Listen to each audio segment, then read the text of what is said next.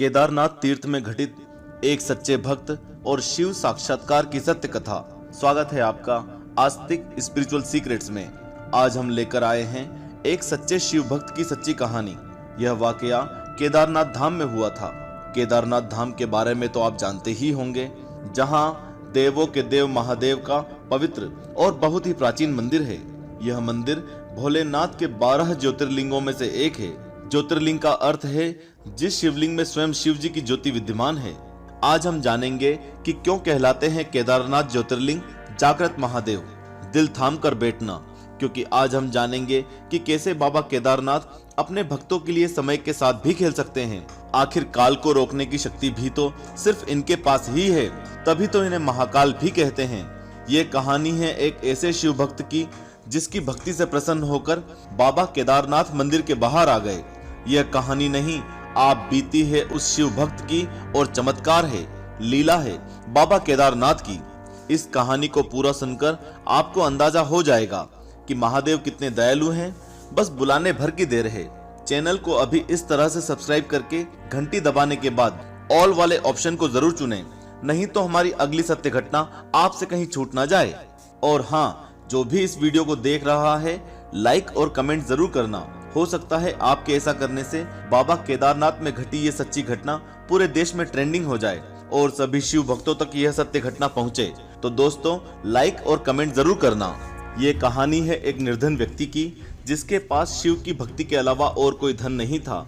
बहुत समय पहले, जब हमारे देश में बस और ट्रेन की अच्छी सुविधा उपलब्ध नहीं थी, सफर तय करने के लिए धनवान लोग बैलगाड़ी या घोड़े का सहारा लेते, लेकिन गरीब लोगों के लिए पैदल यात्रा करना ही एकमात्र उपाय था। इसी समय एक निर्धन शिव भक्त ने भगवान केदारनाथ ज्योतिर्लिंग के दर्शन करने का प्रण किया और पैदल यात्रा आरंभ कर दी। उसे तो केदारनाथ का सही रास्ता भी पता नहीं था, बस विश्वास था कि बाबा केदार उसको दर्शन जरूर देंगे। लोगों से रास्ता पूछते पूछते वो आगे बढ़ने लगा और भोलेनाथ का नाम जपते जपते 2 महीने तक सफर करता रहा। 2 महीने बाद जैसे तैसे तब वो केदारनाथ मंदिर के पास पहुंचा तो उसने देखा कि मंदिर के आसपास है सन्नाटा। मंदिर बंद पड़ा है और हो रही है भारी बर्फबारी। उसके मन में बहुत से सवाल उठने लगे। जिज्ञासा भरी आंखों से वो मंदिर की ओर बढ़ता चला गया और उसे उम्मीद की रोशनी दिखाई दिए मंदिर के महंत जी, जो बाबा केदारनाथ की पूजा करके मंदिर के कपाट बंद करके अपने घर को जा रहे थे। उसने महंत जी से कांपती हुई आवाज में बोला, पंडित जी, मैं बाबा केदारनाथ के दर्शन करना चाहता हूँ, कब होंगे मुझे मेरे प्रभु के दर्शन? इसके बाद जो पंडित जी ने कहा, वो सुनकर शिव भक्त के पैरों के नीचे से जमीन खिसक गई। पंडित जी ने उसे बताया कि मंदिर के पट अब 6 महीने के लिए बंद हो गए हैं और अब 6 महीने से पहले मंदिर के पट नहीं खुलेंगे। आप भी सोच रहे होंगे, भाई आखिर ऐसा क्यों? तो जान लीजिए कि केदारनाथ ज्योतिर्लिंग धाम मंदिर साल में सिर्फ 6 महीने के लिए खुलता है और बाकी 6 महीने बंद रहता है। मंदिर नवंबर में दिवाली के बाद भाई दूज के दिन बंद हो जाता है, क्योंकि इस समय यहाँ पर इतनी बर्फ गिरती है कि पूरा का पूरा मंदिर बर्फ में विलीन हो जाता है और ऐसे समय में मंदिर तक आसानी से पहुंचा भी नहीं जा सकता। और अप्रैल के महीने में अक्षय तृतीया के दिन मंदिर के पट खोले जाते हैं और बाबा केदार अपने भक्तों को दर्शन देते हैं। शिव भक्त के कानों में जब पंडित जी की ये बात पड़ी तो उसके होश उड़ गए, गला भर आया और आंखों से आंसुओं की धार बहने लगी। थोड़ी देर तक तो उसके गले से कोई आवाज ही नहीं निकल पाई। एकाएक वो रोते हुए बोल पड़ा, पंडित जी, मैं 2 महीने तक पैदल चलकर बहुत दूर से आया हूँ। मैं बहुत गरीब हूँ, ऐसी ठंड में मैं कहाँ जाऊंगा? आप सिर्फ मुझे एक बार मेरे भोले बाबा के दर्शन करने दो। लेकिन पंडित जी कहाँ उस गरीब की बात सुनने वाले थे। अगर कोई धनवान व्यक्ति होता भी तो कोई बात थी, लेकिन ये तो एक गरीब था, जिसके पास उस वीराने में ना खाने का कोई जुगाड़ था और ना ओढ़ने का। बातों बातों में पंडित जी ने उससे कह दिया कि या तो 6 महीने बाद आओ या फिर 6 महीने तक यहीं रुक जाओ, लेकिन तुम ऐसी ठंड में यहाँ एक रात भी नहीं रुक सकते, इसलिए अपनी जान बचाओ और वापस लौट जाओ।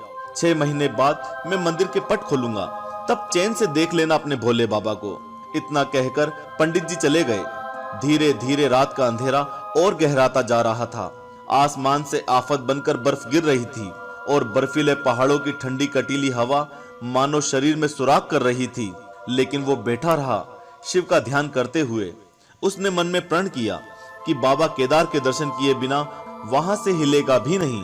उसका शरीर इतना कांप रहा था मानो अभी पल दो पल में उसके प्राण निकल जाएंगे। तभी उस अंधेरे में एक रोशनी दिखती है। उसने देखा कि एक अघोरी बाबा उसके पास चले आ रहे हैं।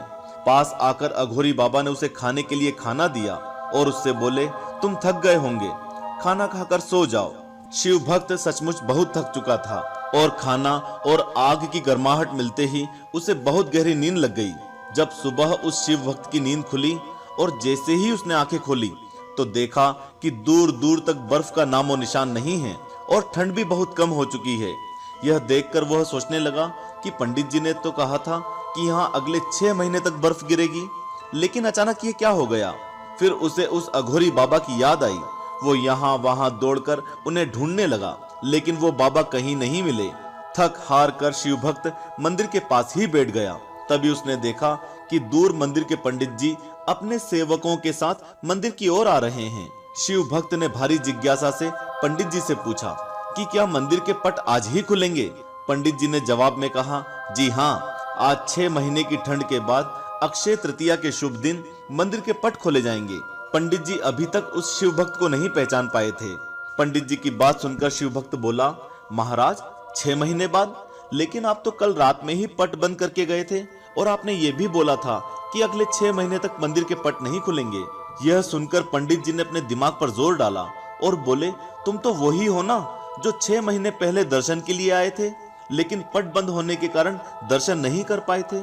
तब उस शिव भक्त ने कहा कि पुजारी जी, मैं तो कल ही यहाँ आया था और रात में यहीं सोया था और आज आप आ गए, 6 महीने कहाँ से हो गए।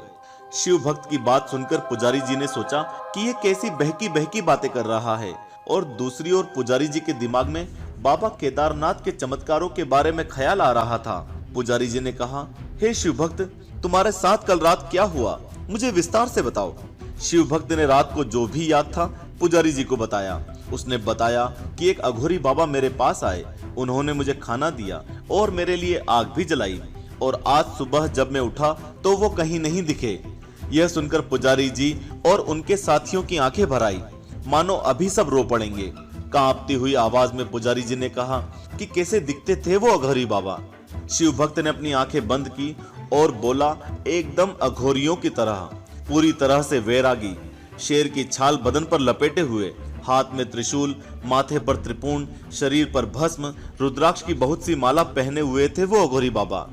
बस इतना सुनकर पुजारी जी और उनके सभी साथी हर हर महादेव कहते हुए उस शिव भक्त के चरणों में गिर गए। सबकी आंखों से आंसुओं की धाराएं बह रही थी। सभी के शिव के प्रति भाव उमड़ रहे थे।